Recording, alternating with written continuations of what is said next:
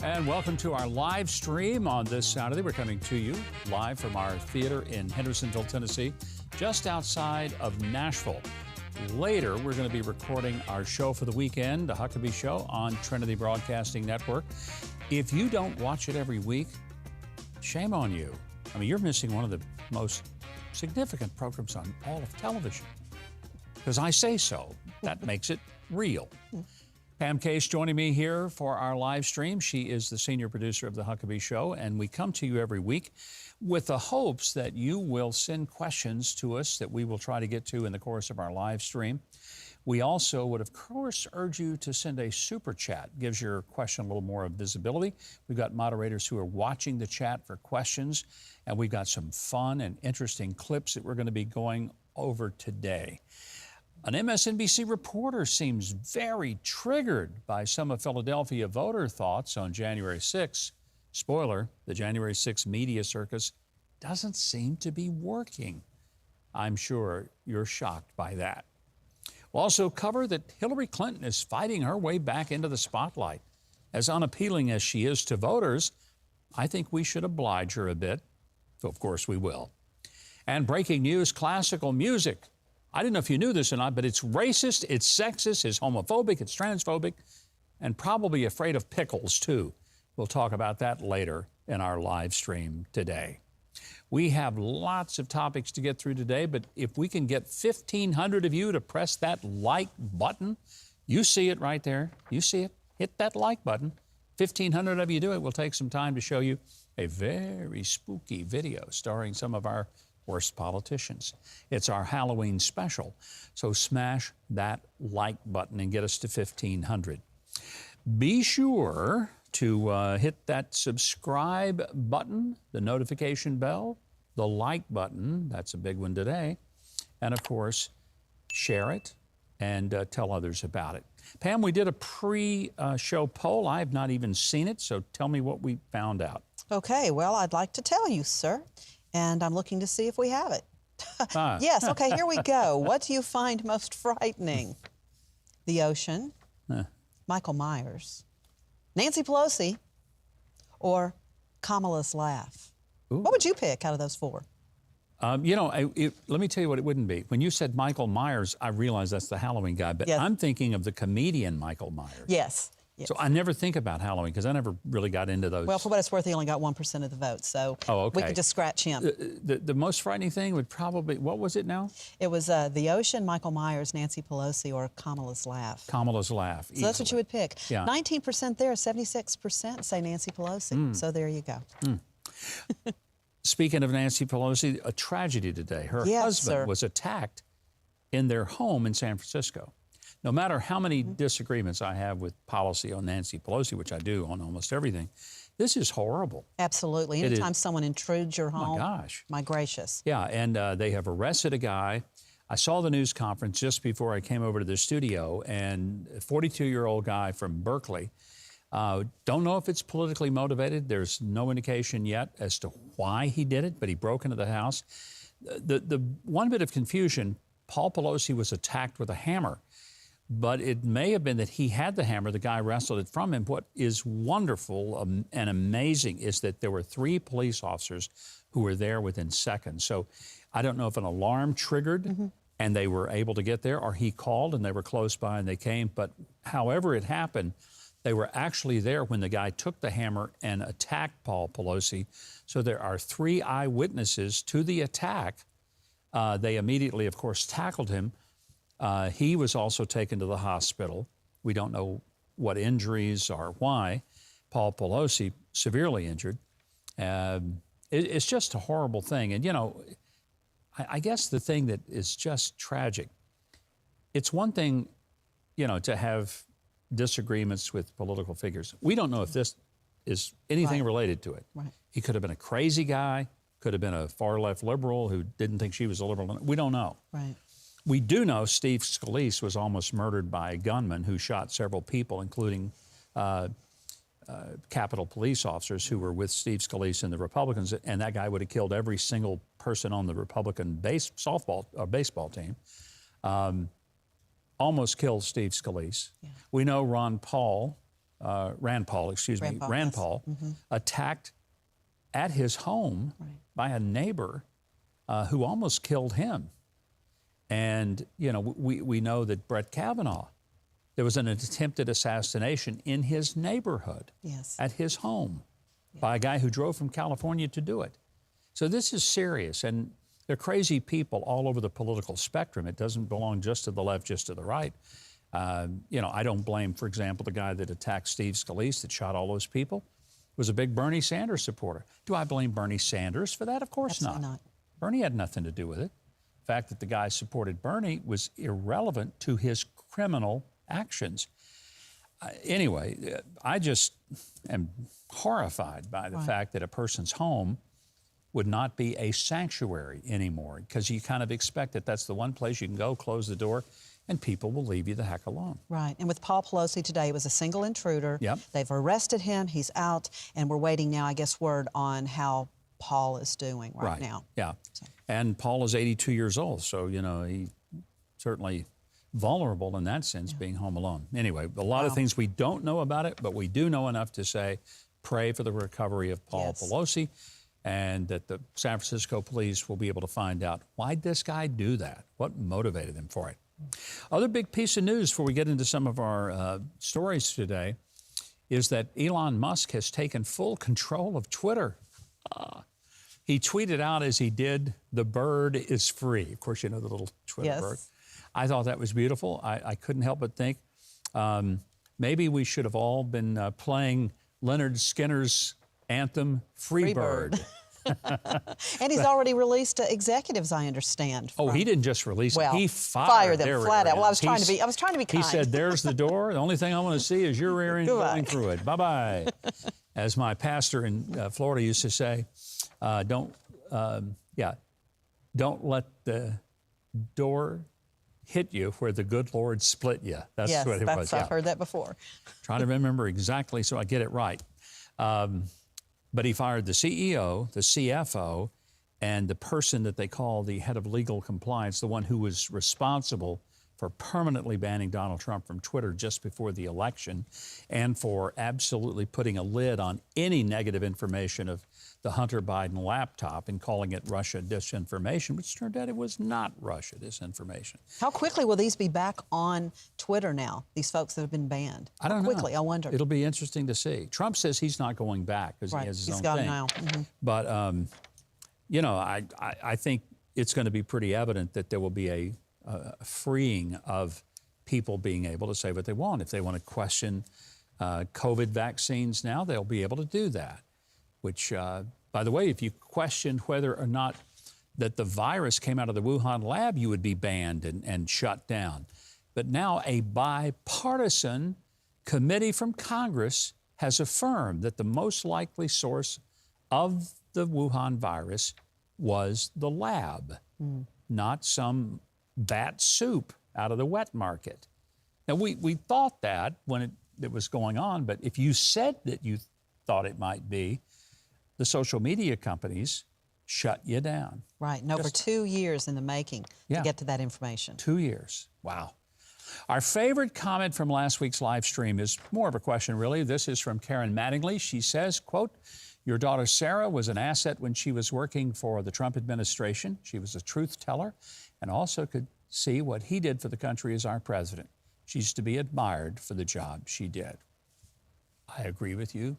But then again, there is no objectivity in my dad's heart about my daughter, who less than 2 weeks, 10 days from now, will be up for election as Arkansas governor, and obviously working hard, praying hard, and hoping for the best. Some exciting days around the Huckabee household, Certainly will be. Janet and I voted early on Tuesday of this week, so we have already voted. So there's nothing my daughter can do that would cause me to change my vote for her. Nothing. Nothing she could do. I love that. Yeah, I do too. You know, if I get run over by a truck between now and election day, my vote still counts. That it will. Yes. Okay, we've got a lot of stuff to get through, and we do want to get the question for you this week. Please respond to us. We'll read some of these in the course of the day. Joe Biden said that inflation is mainly impacting packaged foods like cereal. I don't know if you saw this. He actually took a dig at Kellogg's. I'm thinking they may sue him. Do you agree? Do you agree that the real source of inflation in your household is packaged foods like cereal? Leave your answers in the chat, or you can comment in the section below. Okay, we have a lot of stuff to get to. First of all, Ted Cruz has a new book out, so he was willing to go to places that normally conservatives wouldn't go, like The View. Now, having said that, I used to do The View fairly regularly. And it used to be kind of fun. I'd go, and of course, I'd be the minority viewpoint, but I'd be treated respectfully. And it's off the rails. There's no point, and I would go back now. But anyway, Ted had a book, so we went and got into it with Whoopi about election denial and rioters. Let's watch. You may not like when Republicans win, but we don't go and we don't storm. We don't try to change, but we'll go there. We'll go Did I miss an entire year of Antifa riots where cities across this country were burning and police cars were being firebombed? I guess you did. Your position is the left doesn't engage in violence? Really? And it's not just about the violence. It's about the election denying. Stacey Abrams, after the 2018 Georgia governor's race, continued to say it was stolen from her. She was the real governor. Even though she lost by 50,000 votes, she continued to say that, as did other people around the country. Hillary Clinton said Donald Trump wasn't the legitimate president. She continues to say to this day that he's not the legitimate president, never was, that the election was stolen from her. And you had all kinds of people in Congress who tried to stop the certification of the ballots back in 2016 when Trump won. Whoopi and all of these leftists never talk about that. Now, I'm not saying what happened January 6th was good. It was terrible. I said it then. I continue to say it. I've never changed my view. But not everybody who was in D.C. that day was a rioter. A lot of them just went to the rally. Trump himself was still speaking when the riots started. When people said, well, it was his problem. Not exactly. In fact, let's just listen to, this is a panel in Pennsylvania, and they were asking people if they thought January 6th was all about Donald Trump instigating it. Let's watch. The only one that died was a protester there, not a Capitol Police unarmed officer. Female veteran. That's the only one that died. That's the only one who died. A police officer did die. No, it was a stroke. That's not on site. Caused by that. And it was it's the Capitol. It looked a lot like Antifa's actions to me. Except on a much smaller scale, it looked the same as the Black Lives Matter riots. That's what I saw the similarities to be. Do you think that President Trump could have quelled the violence that day? Not him personally. I don't think so, no. I don't think so. It started while he was still speaking. So did he tell everybody to go and start rioting? No. I didn't think so. No. I'm pretty sure I saw Democratic operatives instigating people to cross barriers. I'm pretty sure that MSNBC reporter was not expecting those answers. Pretty different than I'm sure she thought. Yeah. Completely different. I want to get to Hillary Clinton already thinks that the 2024 election, we're over 2 years away from it, and she's already predicting, oh, there's going to be an attempt to steal the election. So let's talk election denial after you watch this clip. Right-wing extremists already have a plan to literally steal the next presidential election. And they're not making a secret of it. The right-wing controlled Supreme Court may be poised to rule on giving state legislatures, yes, you heard me that correctly, state legislatures the power to overturn presidential elections. Well, that's just interesting because I'm not aware of any attempt to let the state legislatures overturn a presidential election. I just remember that Hillary tried to overturn one, that she continued to say that she actually had won, that Donald Trump wasn't the legitimate president. I don't know exactly how he cheated, but somehow she believes that he did. Now, this is how the left always attacks Republicans and conservatives. They're doing it in Arizona. They call Kari Lake, who is, by the way, maybe one of the most impressive candidates of this entire cycle. Yes, I've not seen anyone who surprised me as much in a positive way as Carrie Lake out in Arizona running for governor against the most cowardly candidate, Katie Hobbs. And I've never met Carrie Lake. I don't know her personally, but I sure like her. And she knows how to stand and deliver. And this is how she handles this question when they talk about election deniers. Let's talk about election deniers. Here's 150 examples of Democrats denying election results. This is from Joe Biden's press secretary. Reminder, Brian Kemp stole the gubernatorial election from Georgians and Stacey Abrams. Democrats saying that. Is that an election denier? Hillary Clinton, Trump is an illegitimate president. Is she an election denier? It's a crock of BS. Every one of you knows it. Let's remember who the other election deniers were. Hillary Clinton and all the Democrats. Next question. Goes the sound in the room as Carrie Lake takes him right down to the mat. Somebody did their homework. I think she's going to be the next governor of Arizona. She's fantastic. Nobody thought she had a chance. Yeah. And now I think, you know, last time I heard she's up several points over Katie Hobbs, the Democrat, who not only refused to debate her, but she won't show up to anything. And when she does talk, she's just slightly better than John Fetterman in Pennsylvania, which is the perfect segue to talk about the disastrous debate the other night between John Fetterman and Dr. Mehmet Oz. Fetterman has been leading in the polls pretty much throughout because nobody really saw him. They didn't hear him. They knew he'd had a stroke just before the primary. But I don't think anybody realized just how bad it was. Now, to set this up in the debate, he was given two 70-inch television screens that he could see so that the questions would be put on closed captioning, because he said he was having difficulty processing auditory phrases. So they put it there, let him see it. No other candidate gets this kind of opportunity. And he begins the debate by signing off. Watch. What qualifies you to be a U.S. Senator? You have 60 seconds. Hi. Good night, everybody. That was painful, the very first thing he says. Good night, everybody. Honestly, it would have been so much better for him had he actually meant it and said good night, everybody, walked off the stage and never said another thing, because it was painful to watch, pretty brutal. Here is an example of the ramblings that he had. If you can make sense of it, you can send us in the chat and tell us what he was actually saying. Now, we all have to make sure that everyone that works is able to, that's the most American bargain, that if you work full-time, you should be able to live in dignity as well, true. And I believe they haven't have any businesses being we can't have businesses being subsidized by not paying individuals that just simply can't afford to pay their own way. I was on Sean Hannity the other night, and this was the topic, the disastrous debate. The point I made, I genuinely feel for John Fetterman and the recovery from the stroke. He clearly is not well. He's not recovered. And he is not capable of processing not only what he hears, but what he says, which is a real hindrance to being a U.S. Senator. Yes. The Democrats went, and it was like an immediate turn.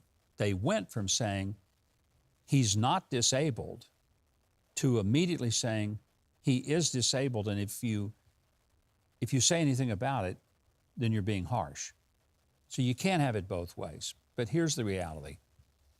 If his disability didn't affect his capacity to do the job, then it's not an issue. For example, if Greg Abbott, who's in a wheelchair, can be governor because it doesn't affect, it's not requiring him to run up a set of stairs. But he does have to process thought, and he has to be able to speak. That's part of what he has to do. What we have in John Fetterman is a person who cannot process, and it's apparent that he's struggling. And some would say, well, you just have to sort of let it go. No, because you're applying for a job. What I said to Sean Hannity was, and I say this as a person who for the past 30 plus years have been involved in the political process, either as a candidate or someone who held office. You put yourself in this arena. You choose. You ask for it. You sign the papers to become a candidate, and you declare yourself capable of running and capable of serving. And when you step onto the arena floor, you're expected to be able to play the game with the big boys on the arena floor. Yes. If I sat out and went out on the football field of the NFL, lined up at the line of scrimmage against the Dallas Cowboys, I don't last but one play. And they're not going to look around and say, you know, he's an old guy and he's not really that athletic. Let's be easy on him. Nope. They're going to run over me like a mushroom. And here's the point. They're supposed to, because that's what the game is in that arena. I want to say this as gently as I can, but John Fetterman, when he had to stroke the appropriate thing, when he realized he was not going to be able to fulfill this responsibility, he or his family should have said, we're going to have to vacate the nomination for the Democrat Party and let the party pick a new nominee. But they didn't. He stayed on the arena floor. So when you do that, I can feel for him and I can hope he gets better. But he put himself there. Yes. And I hope the voters of Pennsylvania realize two things. One, Fetterman was not qualified. And frankly, Mehmet Oz was amazing. He did a great job. And he was very kind and very gentle, more so than most people probably would have been to him. I want to remind you, if we get 1,500 likes in this live stream before it ends today, we will show you a very spooky video starring some of our worst politicians. It's really kind of funny, but I think it may still give you nightmares. I don't know. Click that like button if you want to see it. We just have to get to 1,500 before the end of our live stream. Joe Biden, speaking of people who don't seem to be completely up to the task, had an interview with MSNBC, of course, and he had an interesting challenge for those who think maybe he's not up to the job. Let's watch.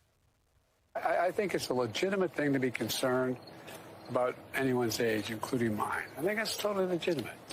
But I think the best way to make the judgment is to watch me. I think that's a great idea. Watch me. Okay, Joe, you know what? We took you up on that. We did watch you, and here's what we saw. I have not made that formal decision, but it's my intention. My intention to run again. And we have time to make that decision. Dr. Biden is for it. Mr. President. Oh.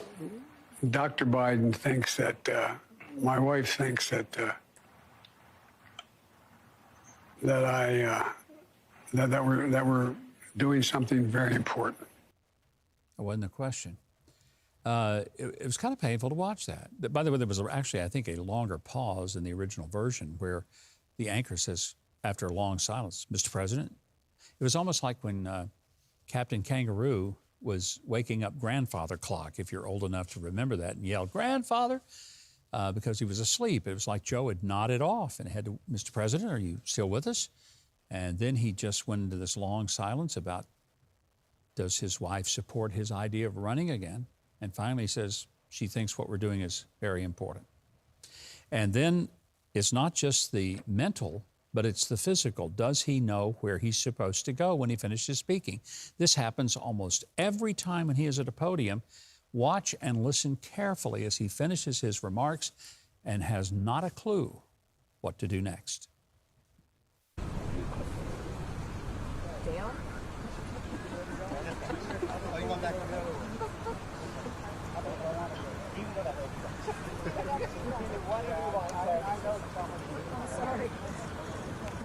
And if someone had not told him, I think he would have just continued walking right off to Lafayette Park. It's bizarre. So he said, watch me. We did. Pam, I'm sure we're getting some questions in here. Let's take a few. We are, absolutely. And a reminder to everybody, keep hitting that like button because we need 1,500 likes. We've got, it's a Halloween weekend, so we've got a spooky video coming up. Governor, you mentioned that you have already early voted. David Anderson is asking today, do you think that we will have a fair election this time? I think it will be more fair because a lot of states have put in some safeguards they didn't have before. Voting irregularities are a part of every election. There's things that happen. And I'm not saying it's always a matter of fraud or criminal activity. Sometimes it's just that human error is involved. But there's no error in voting. And what I always have reminded people, and they say, well, I just don't have confidence in the election. I'm not going to vote. Well, great. Then you're going to absolutely hand it over to the people who don't share your views. So vote and make sure that you vote without even hesitating to vote. Yes. That we know. Isaac Lawson is asking this afternoon, Governor, and this is related to what we talked about earlier with the assault on Paul Pelosi. So why doesn't the family of the third person in line for the presidency have a security detail? She does. She has a very extensive security detail, but it does not extend to her entire family. So if Nancy Pelosi had been at that home, there would have been security with her. She travels with a heavy security presence. But apparently that is not something that is afforded or extended to her husband or other members of the family like it is the president. Okay, thank you. Stan Ross asking today, what can NATO do to stop the savage attacks on the civilian population of Ukraine? And prayers, of course, for the innocents. Well, it's not yet a NATO function because the Ukraine is not a NATO member. Now, they have applied, but they have not been accepted.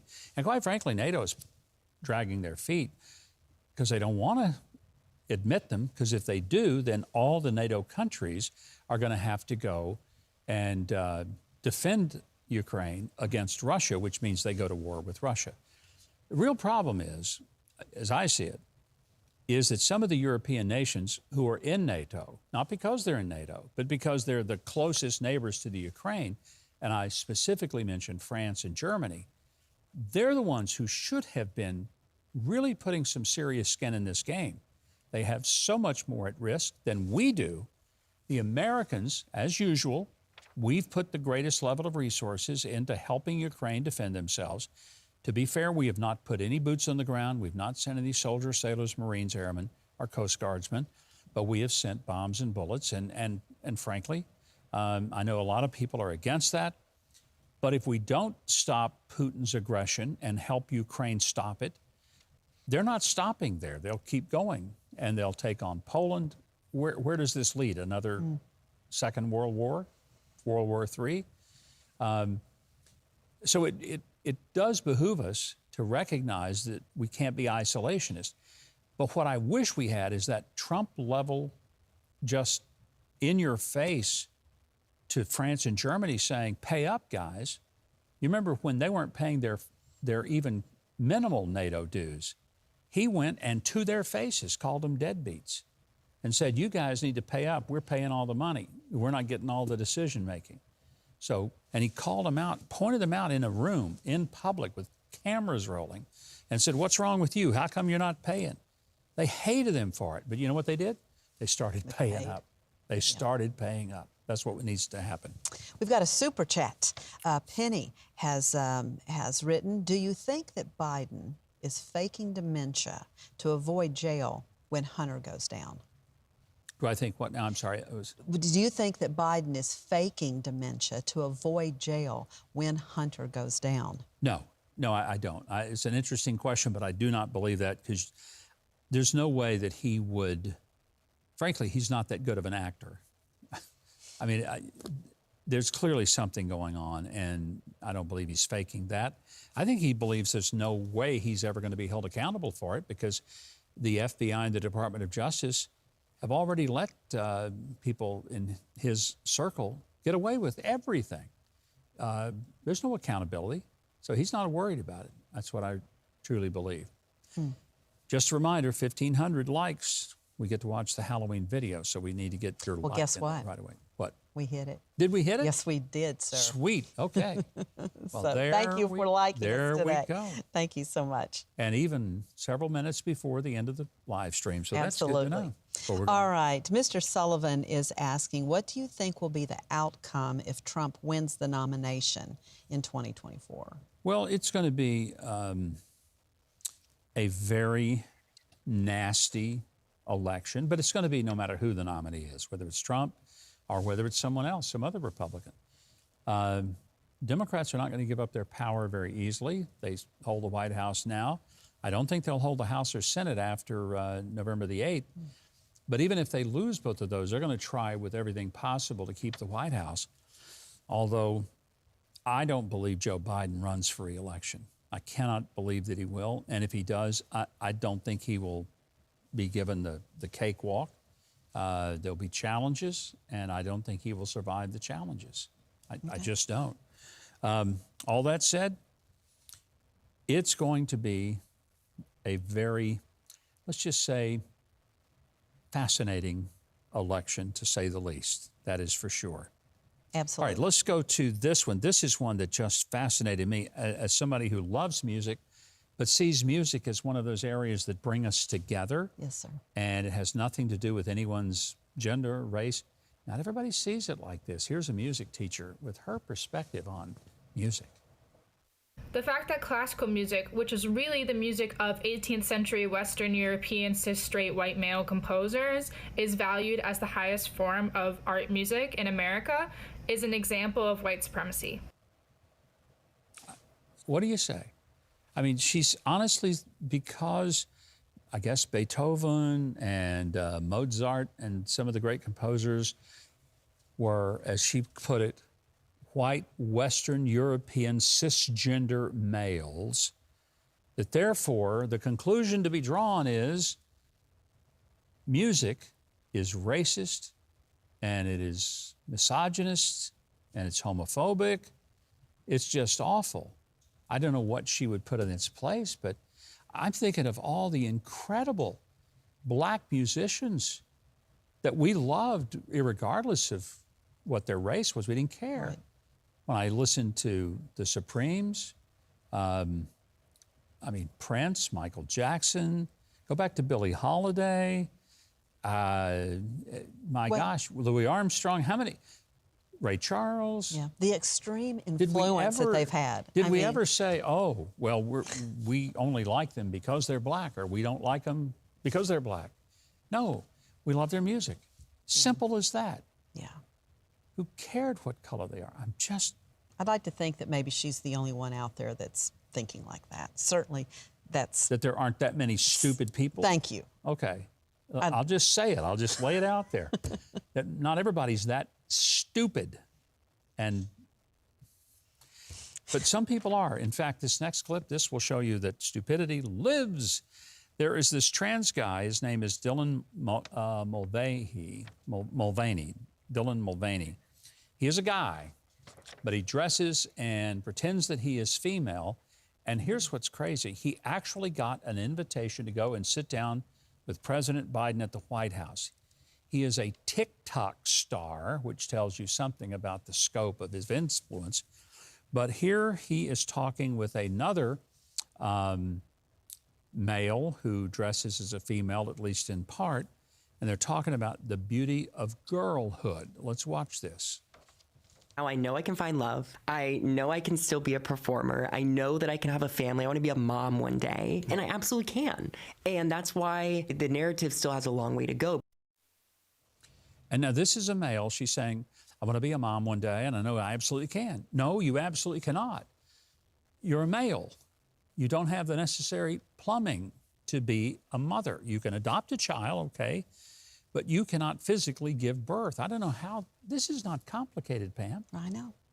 Men can't give birth. They just can't. And for us to pretend that they can is insane. Absolutely. Just insane. By the way, Riley Gaines is going to be with us this weekend. And she is an athlete who tied with the male pretending to be female, Leah Thomas. Leah Thomas, yes, who swam as a male in Pennsylvania. Yes. And won all these awards. Yes. As a female swimmer, but as a male swimmer, she was at best mediocre and was like ranked number 432, but as a male, she could be ranked number 5. Yes. I mean, as a female, ranked number 5. Well, she swam, and Riley Gaines is a swimmer who tied Leah Thomas in a competition for 5th place, but interestingly, they gave the trophy to Leah, not to Riley. She is suing and is saying this is not right. And Riley is going to be one of the guests on our show this week, and I'm very, very excited to have her on the show and to get her perspective of what it's like to be a female and to have this guy come into the locker room and dress with the girls and pretend that he's female, taking their spots away from them. It's going to be very fascinating to see. Absolutely. Hey, we promised we would show you the Halloween clip, didn't we? We got to keep that promise. All right. I think you'll enjoy this. This is a little clip for those of you, if you have to watch liberal media, this may remind you why you don't do it very often. Trust us. Don't fall asleep. I can't even say the age I'm going to be. I see dead people. We only build a better world if we're doing it together, and gathering like-minded partners like California and Governor Newsom is the way that we make this better future a reality for everyone. Keeping me up at night. Hi, good night, everybody. Oh! The only thing that would have made it better is that scene from The Shining where Jack Nicklaus says, "Here's Johnny." Oh my gosh, that was fun and so scary. I know. Now, aren't you glad you gave us the like button? Because of that, we got it to that number. Hey, thank you for joining us for the live stream. Be sure to leave your questions in the comments. We will be looking at them even after we're off the air. Now, did I remind you to subscribe? Hit that subscribe button. Right now is a good time to do it. And the notification bell. That way you'll know when we're going to be back for another live stream. So glad to have you join us today.